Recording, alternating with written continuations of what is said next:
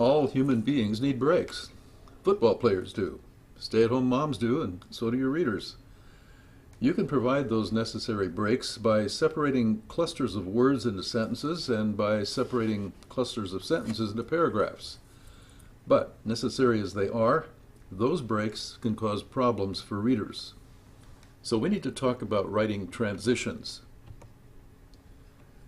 When you separate your ideas into sentences or paragraphs, you create what we might call idea islands.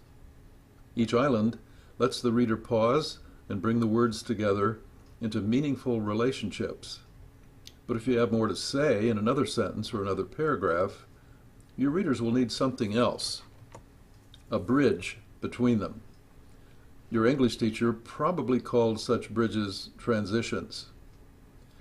When you write, those bridges carry your readers across any gaps in your word highway. Without bridges, you may leave your readers stranded on some island-like sentence or paragraph. The writing itself makes some breaks obvious. The "I can't miss a paragraph" break. You'll almost always need to span that gap. Even the break between sentences can give readers a bad bump if the relationships between those sentences is not clear. Make sure you've tied each paragraph and each sentence to its neighbors fore and aft. In writing, you can build those bridges in two basic ways. First, you can provide a repeated word bridge. I gave them the final exam consisting of 10 questions covering the book, scriptures, articles, and the debate. Everyone passed and even seemed to have learned something. The grades on the exam demonstrated to me that all left with a greater knowledge of God, calling, and their own purpose.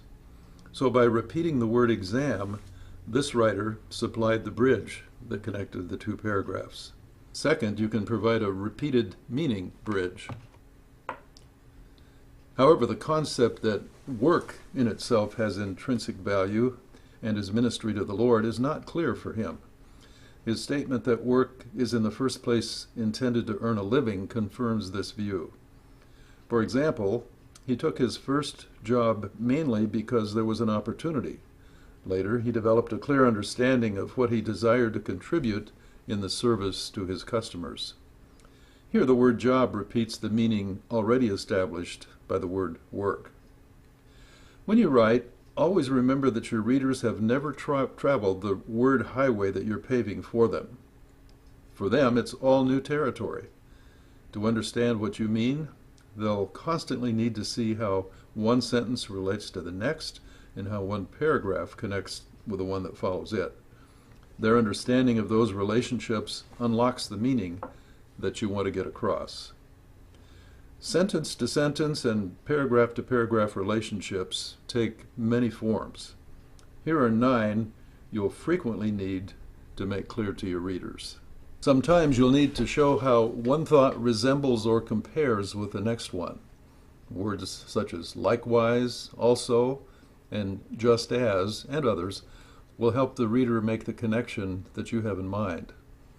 In this example, the writer wants readers to see the resemblance between our not thinking about what shapes a loaf of bread and our not thinking about traditions that shape the way we gather as Christians. As we savor the texture and flavor of a mouthful of bread, we seldom, if ever, think about the pressures that shaped it. In a similar way, when we gather with other Christians, we rarely consider the forces that are shaping the dough of our meetings. In other situations, you'll want to show your readers how one idea differs from the next one.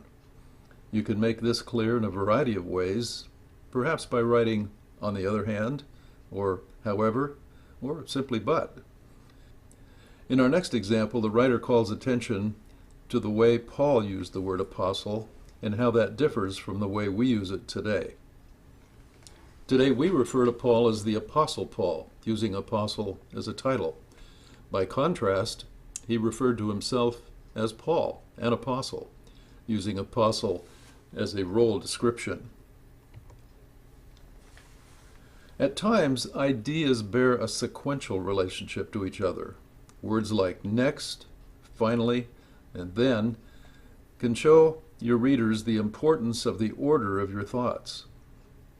Quite often the sequence is simply a progression, as in a list. The context in this example had to do with three biblical meanings of the word call. First, just as we do today, Scripture uses it in the sense of calling out to someone else, as in when you call someone to come and help you. Second, it sometimes means to name, and to name means to call into being or to make. Third, the New Testament uses it to mean nearly the same thing as salvation. By the way, when you use this series, just use the plain words first, second, and third. Don't write firstly, secondly, thirdly, and so on. It gets real clumsy when you get to eighthly. Sequential relationships and time relationships are closely related. Some words will often work to express either connection. After, later, and currently, and similar words can all show that your thoughts are moving either forward or backward in time. Here, what's happening in the second sentence was going on at the same time as what took place in the first. Our discussions gave people a taste of sharing and listening to others that would hopefully draw them to join a community group. Meanwhile, they had a bit of the experience without having to commit or drive in Sao Paulo traffic. Very often you'll need to elaborate on an idea following up with another that illustrates it. Words like such as, for example, and namely, may be just what you need to clarify that you are moving onto a thought island that provides a sample of what you just said. For example, see, I just did it, didn't I? The first sentence here follows an order of service found in a church bulletin. Participation is somewhat abstract, so the second sentence illustrates the first by showing that joys and concerns of the congregation is one element that would suggest participation. At first glance, the church meeting agenda shown above may seem to include participation. For instance, there is a time for joys and concerns of the congregation. Sometimes you'll want to follow a sentence or paragraph with another that simply places additional emphasis on the first. You may insert terms such as in fact, indeed, or clearly to show that this is what you're up to. In this example, several relationships connect the two sentences. Time, first century versus now, and contrast, life-oriented ministry versus programs. But the words, of course, emphasize the contrast between the two periods of time. The ministries of those first century believers were largely carried out in their households, their neighborhoods, their marketplaces, and their businesses. Now, of course, even modest-sized churches often have dozens of programs. In our island example, moving from one to the other literally requires a change of place. In some cases, the move from one sentence or paragraph to the next also involves movement to a new location and also requires a bridge. Spatial terms such as there, over, and between can build the needed bridge. The example in this slide moves from a heavenly location, the divine assembly, to an earthly location. The word here provides the bridge. We need to pattern our gatherings after the divine assembly. Here on earth, by the way we meet together and live out one anothering, we show the world that we are drawing from the only source of unity and completely for each other love in the universe. As you write, you'll often need to show a cause-effect relationship. Something in one sentence or paragraph came about as a result of an action or condition in the other sentence or paragraph.